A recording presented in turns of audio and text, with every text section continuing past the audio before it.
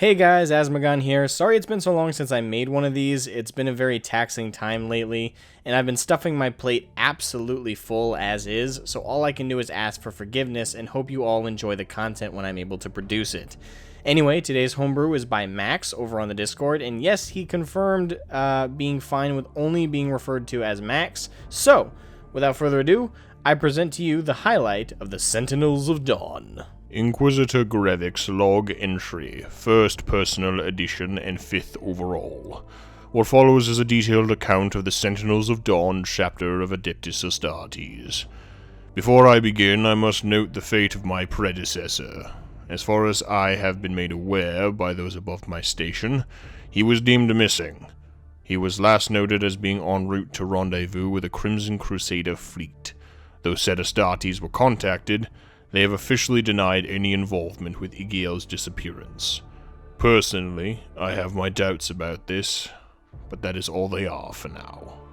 Now onto the duties hoist upon me. The documentation of the Adeptus Astartes chapters whose records are found lacking. In the case of the Sentinels of Dawn, they are a chapter founded during the Ultima founding in 998 M41, and are based upon the planet Avendi. The planet is fairly standard in terms of Imperium hives, with the exception of a single mountain, which is the only one in the entirety of the planet. It is here where the chapter's fortress monastery resides. When I landed, I was shocked to see said monastery closely resembling the design of an Eldar structure. A most unusual sight, to be sure. Of course, this was one of the first things I intended to inquire about with this chapter once I landed. Little did I know how much, or more aptly, how little I would get in terms of answers from them. After disembarking from my ship, I was met by 3 of the Astartes. The first was Gaius Aurelius, the chapter master himself.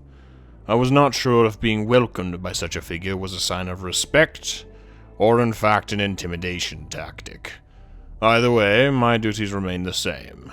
The other 2 were Lieutenant Aulus Octavius, the aide to the chapter master, and the chapter's librarian Quintus Tildrian, whom I'd become best acquainted with over the course of the month I'd spent documenting them. Unfortunately, as I've found, the chapter wasn't very keen to be documented, even in the case of introducing myself to the chapter master and his 2 compatriots.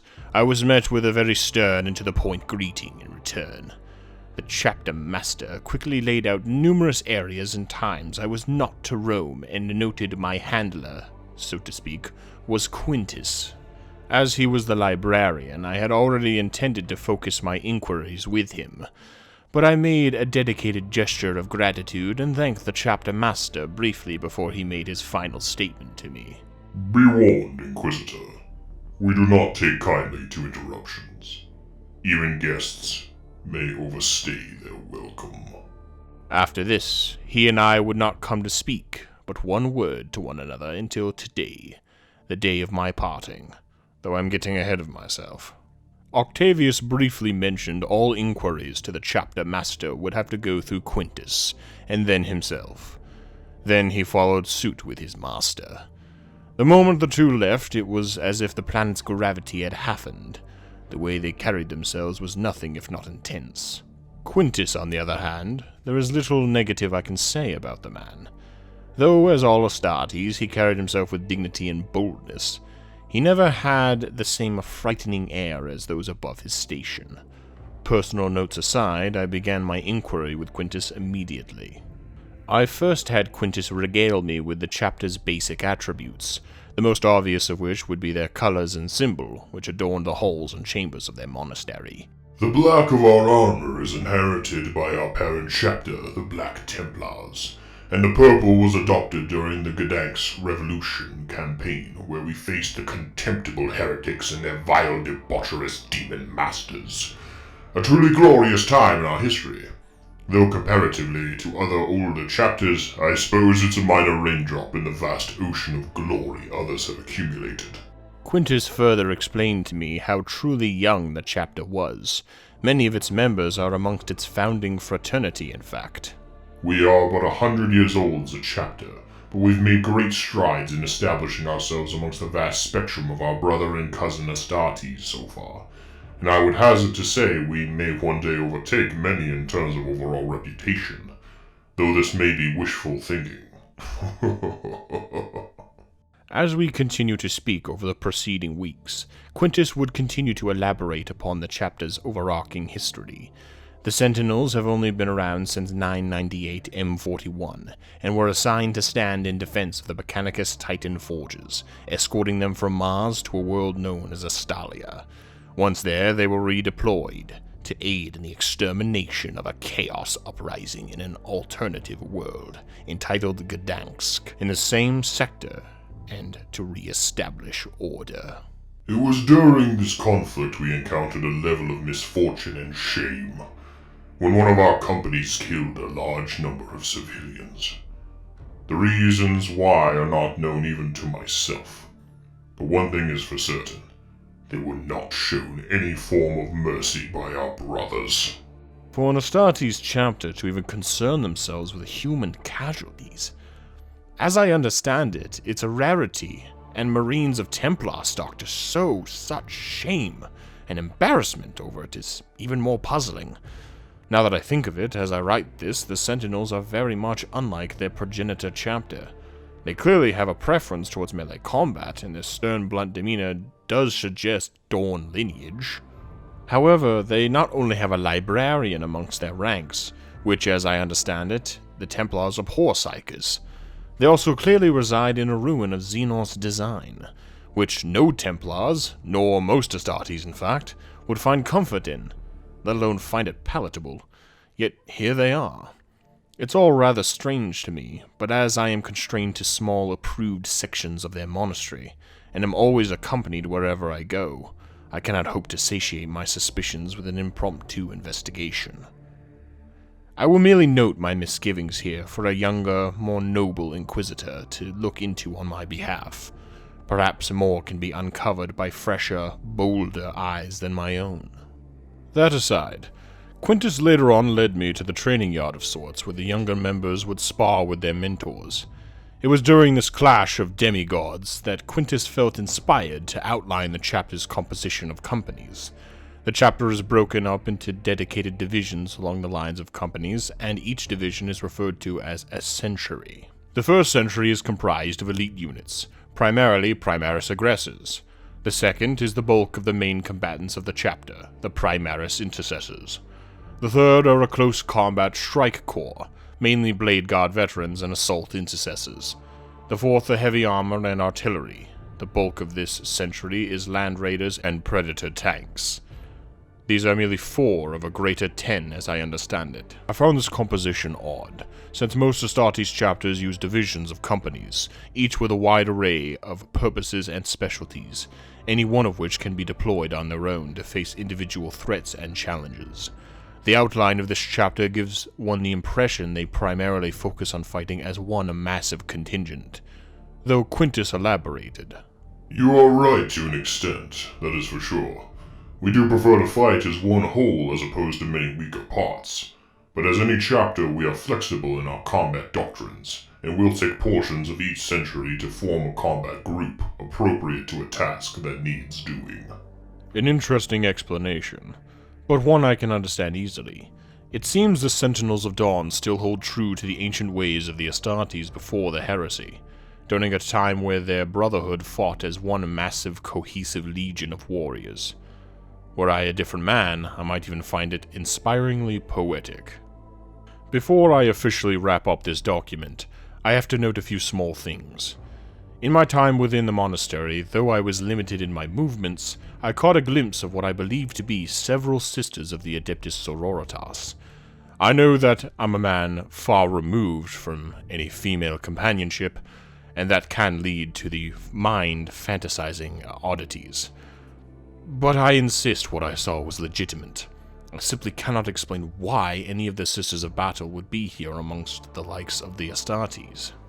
The other thing weighing on my mind was the absence of chaplains. Though I've seen evidence of them, and Quintus has explained they are in their own century, I'm still confused where they are in the monastery, and if perhaps the sisters I saw earlier somehow are related to this absence. For now, I have no theories to jot down. In this document, anyway. And realize I may very well be suspicious of nothing, but I won't disregard my gut feeling. Well, anyway, I will end this document by doing as my predecessor did and analytically list off the chapter's information. Chapter name, Sentinels of Dawn. War cry, For the Dawn. Founding, Ultima Founding. Primarch, Dawn. Successors of the Black Templars. Successor chapters, none. Chapter numbers, 1000 Battle Brothers. Chapter Master, Gaius Aurelius. Homeworld, Vendi. Fortress Monastery, Tversda. Colors, purple and black. Chapter Badge, a two-headed eagle covering a world with its wings. Allegiance, loyalist, of course. Codex Compliance, partial. Minor yellow flags. Preferred tactics, close combat. Mutations, none on record. It is here I officially notarize this document on behalf of the Inquisition, and stamp down my Inquisitor Grevik's seal. End of log entry. Mad props to Max for the Sentinels of Dawn entry, and for anybody interested in throwing their hat in the ring of wanting their homebrew highlighted on the channel, the link to the Google form that you need to fill out will be in the description, as well as a link to the Discord. The Discord is where you can directly converse back and forth with me about certain things you absolutely don't want me to take liberty for in the script, and things you are a little bit more loosey-goosey about, anything like that, or just if there's specific images and custom artwork you want to include. All that stuff is through the Discord. The forum is just so I can get the general information all completely outlined, and anything more than that, you'd have to send to me via the Discord yet again. So anyway, as for the Sentinels of Dawn and my opinion of this, I'll admit I don't have a ton to say on this one. Part of it is I am a little bit short for time here. But what I will say is I enjoyed going over the Sentinels of Dawn form. Unfortunately, there was no Google Doc to work with in this case, or there was at one point. Max let me know that. But unfortunately, because it's been such a long gap between when he submitted his entry and me actually getting around to it, again, entirely my fault, and I feel very guilty about that. But it's been such a long gap in between, he has no idea where the doc is anymore, and unfortunately that meant I was completely constrained to the limited information that can fit on the Google form. So I did my best, and I tried to, be transparent back and forth with him on the Discord, asking him directly, like, hey, you okay with this? Is this too far? I did my best is what I'm trying to say, and I apologize to him, and not only him, but anybody else who's put an entry in that I still haven't gotten to. With how things have been IRL, I'm sure everybody's struggling to some degree right now, and I won't rag on it too much. I'll just simply state my excuse, which is, things have just been a little hectic, and that's all I can do is apologize for it, and I'll hope to make up for it as best as I can. Yeah. But other than that, the Sentinels of Dawn, I really like the chapter, obviously being a Black Templar fan, and I know that, and this is for anybody who doesn't know, because with the way I narratively function these with an Inquisitor going around and documenting lost chapters, there's actually, unfortunately, information that sometimes, in this case included, very crucial information I have to leave out, because if the Inquisitor were to find out, it wouldn't end very well for the chapter, narratively. So I almost make my Inquisitors very naive when they do these little research runs. And in this case, for those who don't know, in this homebrew, this chapter is not actually a successor of the Black Templars and are not Sons of Dorn. They are actually, in fact, sons of Magnus the Red and are successors of the Thousand Sons, which I thought was interesting, and I'm going to do my best to try and slip that into the editing somewhere, if not images. The script, I know I tried my best to hint at it, or at the very least hint that they weren't actual Dorn descendancy. So, again, it's one of those things where I have my own constraints I've unfortunately put upon myself here with how I write these and how I narratively function them. So, be warned, anybody who's going to write their own homebrews, just know that if you put some kind of spin on that, like where if your faction is loyalist, I will be... and that's the other thing. Right now, I'm still kind of trying to figure out how I'm going to handle if somebody throws in a Chaos Space Marine homebrew chapter, how I'm going to narratively handle that. And an Inquisitor's not exactly... I guess they could... An Inquisitor could document warbands of Chaos Space Marines, but it definitely wouldn't be from the same angle or the same style as they do it now. I don't know. Maybe you all can throw a suggestion. Maybe from a Chaos Cultist perspective, I could go over a Chaos Space Marine chapter. That being said, yeah, I like the Sentinels of Dawn color scheme because purple is probably one of my favorite colors outside of red and black, which are like one of the crucial colors I like most. And I know it's a small aesthetic compliment, but it is one I want to expose. You know, I do like the color scheme. I also, again, I like the lore, and as I read through, and it does kill me I didn't get to see the full Google Doc. It would have been great to see everything elaborated on a lot more, but just for the snippets that I was able to go through in the Google form, it was really solid. I really liked the outline, and it's a chapter I could very easily be, having been canon in the 40k lore. So I do really enjoy that aspect, and there's careful love definitely behind this chapter, which I also like. So mad props to you, Max. It definitely shows that you care. And yeah, other than that, I hope my affection for this homebrew shows in the writing and the narrative of this episode, and I hope I'm not too rambly at the end here, but at the same time, you know, kind of pressed for time. So yeah. Thanks, thank you again. Massive thanks to Max, and massive thanks to everybody who watched. Hope you guys enjoyed, and please leave a like if you did. And yeah, if you want to submit your entry, the Google form will be linked in the description.